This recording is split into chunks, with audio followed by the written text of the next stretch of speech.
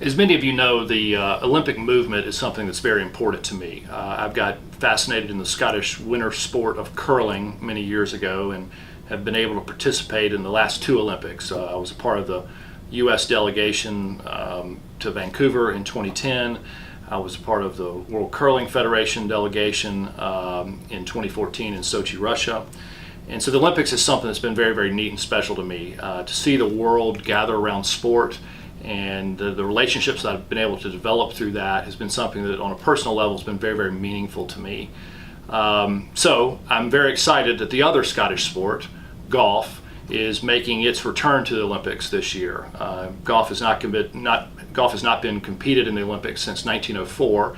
That all changed yesterday, Thursday, when the men teed off on the new Gil Hanse and Amy Alcott golf course in Rio de Janeiro, Brazil. Today's Friday. The second round is actually underway on the television, and I'm not being that productive. I'm enjoying getting to really watch and see the golf course for the first time.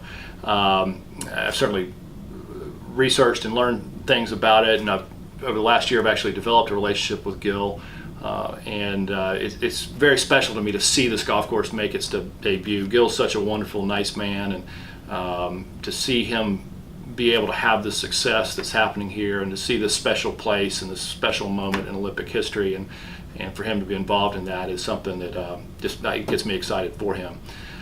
We thought we'd feature one of the holes that we think is particularly interesting, and that's the 18th hole. The 18th plays back towards the club area adjacent to the first hole, which is playing out on golfer's right from 18. It's a par 5. For the men, it plays 571 yards. For the women, who actually start next week, it'll be 509 yards. I think Gil's idea here was for this golf hole to be a drivable par 5, even though it plays back into the wind.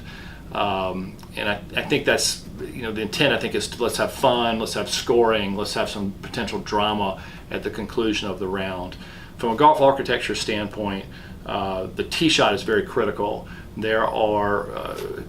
There's a bunker emerging from the sandscape on the left at roughly 285 yards for the men to carry, and then there are bunkers on the right at 330, 340. So players will look to need to sort of thread that needle, if you will, want to carry the left bunkers, not run out into the right bunkers.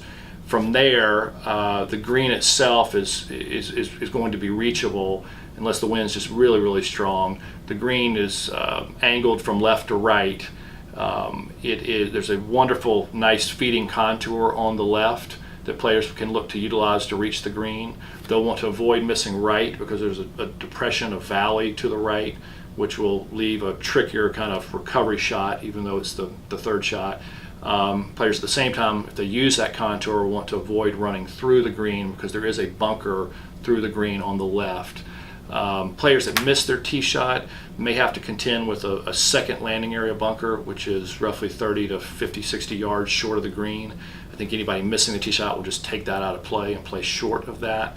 But the hole should be very scoreable. My guess is it plays under par, and I think we have the potential that on Sunday for the men, this coming Sunday, and then the following Sunday for the women, that the podium could be decided by what happens on 18, because you can get into some trouble off the tee, but a good, well-executed tee shot is going to allow a scoring. I think Sergio had a relatively tap-in type eagle yesterday. So it should be very dramatic. This is very special for me to see golf return to the Olympics. It's a very special time for my new friend Gil Hanse to see his golf course debut on this international stage.